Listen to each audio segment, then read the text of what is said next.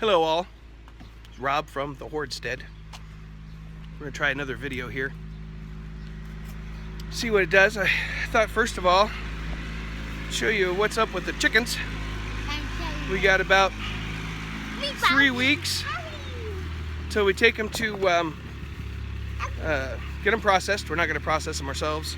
Eventually, I want to learn how to do that. But for now, we're planning on, I have to schedule it next week or the week after to have just my 9 little meat birds taken up. But let me pause this and turn it around so I can show you the birds. Okay, here's the chicken tractor going smashingly. Actually, I haven't smashed one yet. Just that one early on. All these guys are in here, they're just looking like Franken chickens.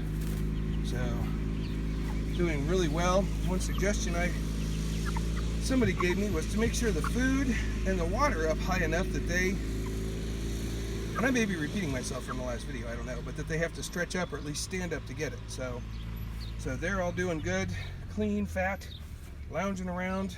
I'm trying to have to start moving them, or I've been moving them twice a day because they just poop so much. It's actually kind of burning my yard.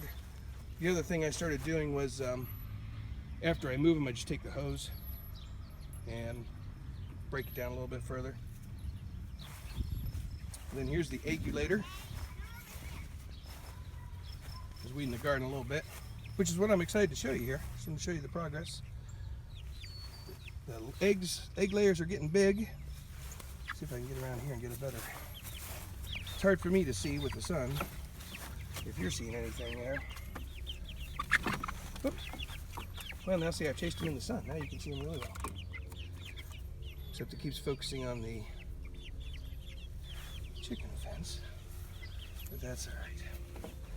All right, so I've just been out here. I was going to do some weed eating because this has just gotten way out of hand.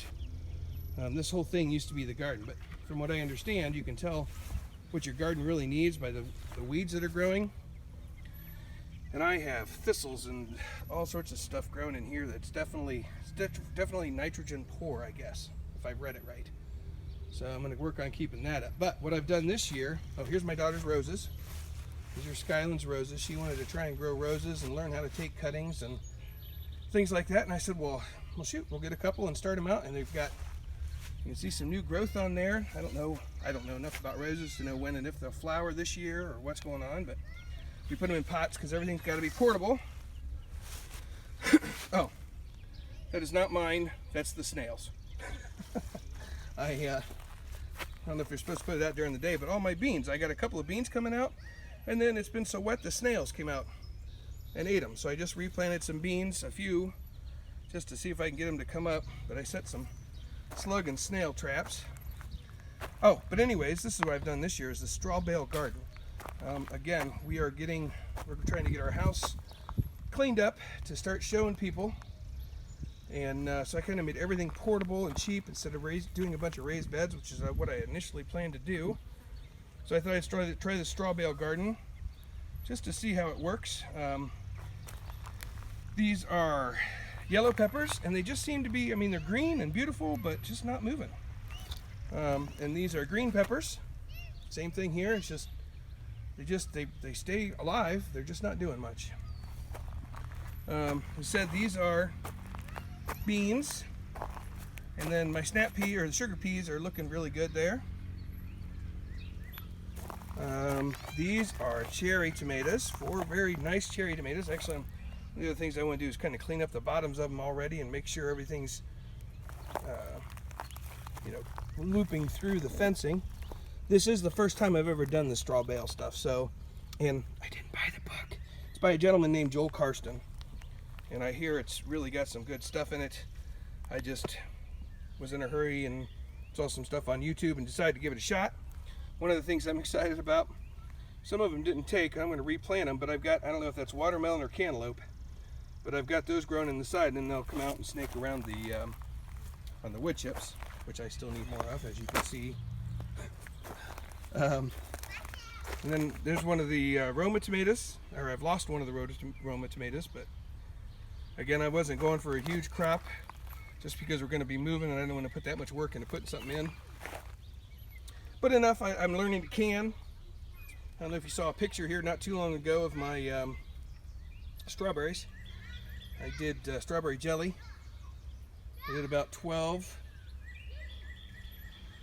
of the 8-ounce jars of strawberry jelly. Here's a snow pea I started just as a start, and it's going good. They got peas already, and they're doing good. So here's the cauliflower and broccoli. Some of the I don't know. It's doing all right.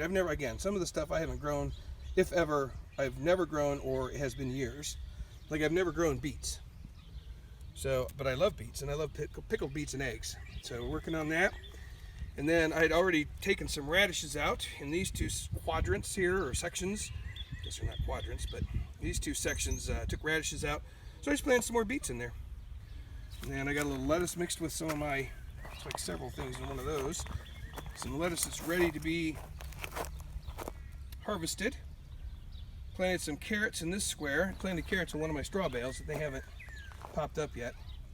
This is my experiment with the potatoes.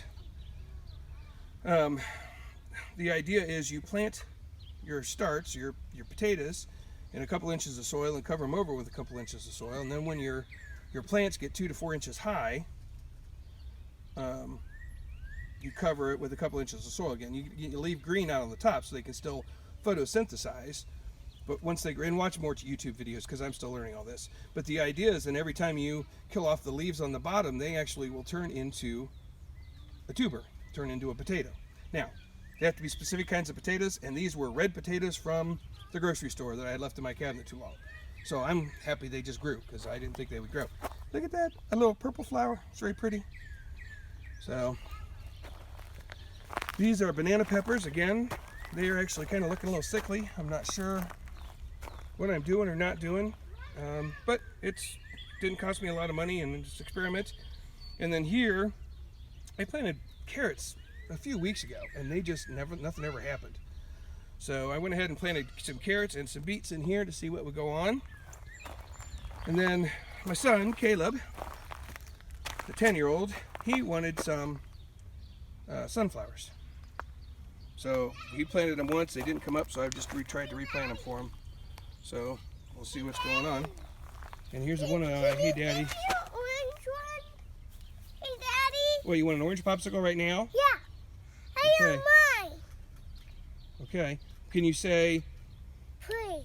Well, yes, that's a very good thing to say, but can you say, have a good day and God bless? Have a good day and have bless. And God bless. And God bless. Thank you.